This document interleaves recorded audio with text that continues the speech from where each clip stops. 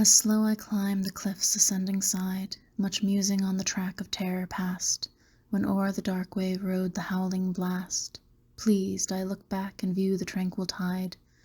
that laves the pebbled shore, and now the beam of evening smiles on the grey battlement, and yon forsaken tower that time has rent. The lifted oar far off with silver gleam is touched, and hushed is all the billowy deep. Soothed by the scene, thus on tired nature's breast, a stillness slowly steals, and kindred rest, while sea sounds lull her as she sinks to sleep, like melodies which mourn upon the lyre, waked by the breeze, and as they mourn, expire. Ye holy towers that shade the wave-worn steep, long may ye rear your aged brows sublime,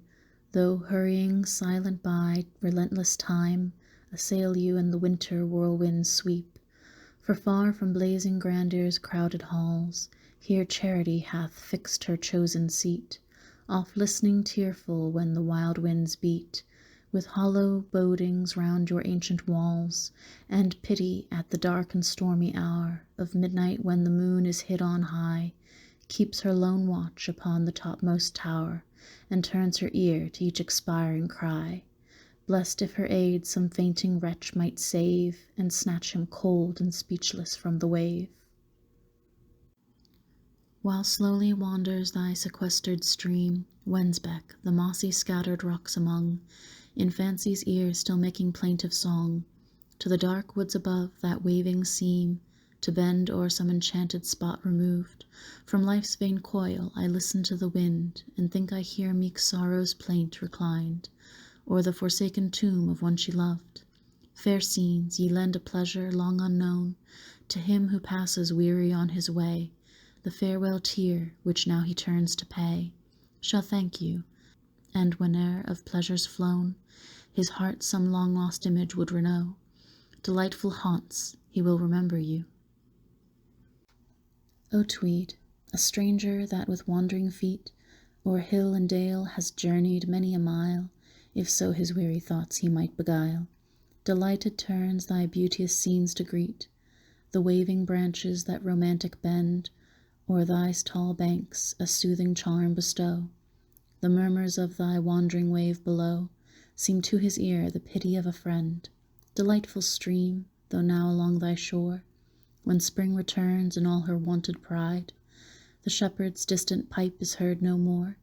Yet here with pensive peace could I abide, far from the stormy world's tumultuous roar,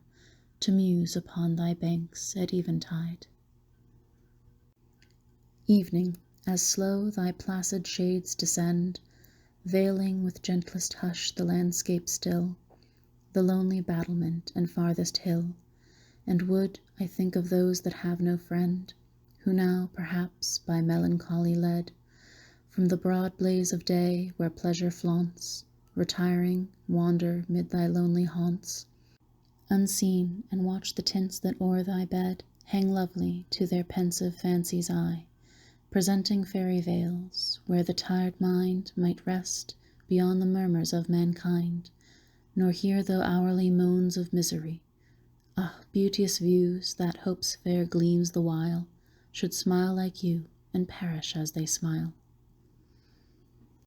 Clydesdale, as thy romantic vales I leave, and bid farewell to each retiring hill, where fond attention seems to linger still, tracing the broad bright landscape much as I grieve, that, mingled with the toiling crowd, no more I may return your varied views to mark, of rocks amid the sunshine towering dark, of rivers winding wild and mountains hoar, or castle gleaming on the distant steep. For this a look back on thy hills I cast, and many a softened image of the past, pleased I combine and bid remembrance keep, to soothe me with fair views and fancies rude, when I pursue my path in solitude. Etchen, when I behold thy banks again, thy crumbling margin and thy silver breast, on which the self-same tints still seem to rest, why feels my heart the shivering sense of pain? Is it that many a summer's day has passed since in life's morn I carolled on thy side? Is it that oft since then my heart has sighed, as youth and hope's delusive gleams flew fast? Is it that those who circled on thy shore, companions of my youth, now meet no more? Whate'er the cause, upon thy banks I bend, sorrowing, yet feel such solace at my heart, as at the meeting of some long-lost friend, from whom, in happier hours, we wept to part. O poverty, though from thy haggard eye, thy cheerless mine of every charm bereft,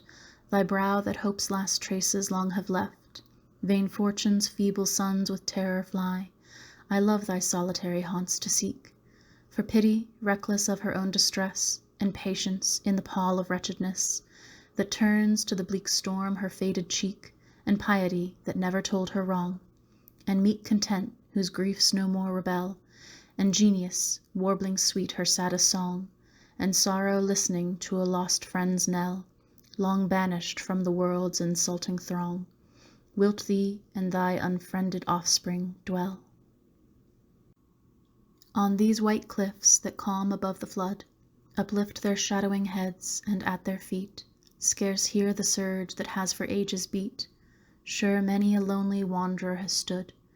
and whilst the lifted murmur met his ear, and o'er the distant billows the still eve sailed slow, has thought all of his heart must leave, tomorrow of the friends he loved most dear, of social scenes from which he wept to part. But if, like me, he knew how fruitless all the thoughts that would full fain the past recall, soon would he quell the risings of his heart, and brave the wild winds and unhearing tide, the world his country, and God his guide. The orient beam illumes the parting oar, from yonder azure track emerging white. The earliest sail slow gains upon the sight, and the blue wave comes rippling to the shore. Meantime far off the rear of darkness flies, yet mid the beauties of the morn unmoved, like one forever torn from all he loved. Toward Albion's heights I turn my longing eyes, where every pleasure seemed erewhile to dwell. Yet boots it not to think or to complain, musing sad ditties to the reckless main. To dreams like these, adieu, the pealing bell speaks of the hour that stays not, and the day to life's sad turmoil calls my heart away. How sweet the tuneful bell's responsive peal, as when at opening morn the fragrant breeze breathes on the trembling sense of wan disease, so piercing to my heart their force I feel. And hark! With lessening cadence now they fall, and now along the white and level tide they fling their melancholy music wide, bidding me many a tender thought recall of summer days and those delightful years, when by my native streams in life's fair prime the mournful magic of their mingling chime first waked my wondering childhood into tears. But seeming now, when all those days are o'er, the sounds of joy once heard and heard no more. 'Twas morn, and beauteous on the mountain's brow, hung with the beamy clusters of the vine, streamed the blue light, when on the sparkling Rhine we bounded, and the white waves round the prow in murmurs parted, varying as we go. Lo, the woods open and the rocks retire, some convent's ancient walls or glistening spire, mid the bright landscape's track unfolding slow. Here dark with furrowed aspect like despair frowns the bleak cliff, there on the woodland side the shadowy sunshine pours in streaming tide, whilst hope, enchanted with the scene so fair, would wish to linger many a summer's day, nor heeds how fast the prospect winds away.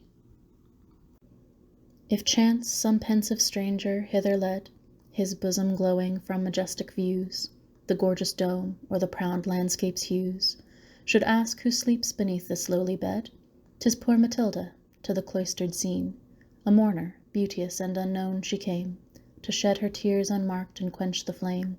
of fruitless love, yet was her look serene, as the pale moonlight in the midnight aisle. Her voice was soft, which yet a charm could lend, like that which spoke of a departed friend, and a meek sadness sat upon her smile. Now far removed from every earthly ill, her woes are buried, and her heart is still. O time, who know'st a lenient hand to lay softest on sorrow's wound, and slowly thence, lulling to sad repose the weary sense, the faint pang stealest unperceived away. On thee I rest, my only hope at last, and think, when thou hast dried the bitter tear that flows in vain o'er all my soul held dear, I may look back on every sorrow past, and meet life's peaceful evening with a smile, as some lone bird, at day's departing hour, sings in the sunbeam of the transient shower, forgetful, though its wings are wet the while. Yet how much must that poor heart endure, which hopes from thee, and thee alone, a cure. Languid and sad and slow from day to day, I journey on, yet pensive turn to view, where the rich landscape gleams with softer hue, the streams and vales and hills that steal away. So fares it with the children of the earth. For when life's goodly prospect opens round, their spirits beat to tread that fairy ground, where every vale sounds to the pipe of mirth, but them vain hope and easy youth beguiles, and soon a longing look, like me, they cast back on the pleasing prospect of the past. Yet fancy points where still far onward smiles some sunny spot, and her fair coloring blends, till cheerless on their path the night descends. Ah, from mine eyes the tears unbidden start, as thee, my country, and the long-lost sight of thy own cliffs that lift their summits white above the wave once more my beating heart with eager hope and filial transport hails. Scenes of my youth, reviving gales ye bring, as when erewhile the tuneful morn of spring joyous awoke amidst your blooming vales, and filled with fragrance every painted plain. Fled are those hours and all the joys they gave, yet still I gaze and count each rising wave that bears me nearer to your haunts again, if haply, mid those woods and vales so fair, stranger to peace, I yet may meet her there. Cherwell, how pleased along thy willowed hedge, erewhile I strayed, or when the morn began to tinge the distant turret's gleamy fan, or evening glimmered o'er the sighing sedge. And now, reposing on thy banks once more, I bid the pipe farewell, and that sad lay, whose music on my melancholy way I wooed, amid thy waving willows hoar, seeking a while to rest, till the bright sun of joy return, as when heaven's beauteous bow beams on the night storm passing wings below. Whate'er betide, yet something have I won, of solace that may bear me on serene, till eve's last hush shall close the silent scene.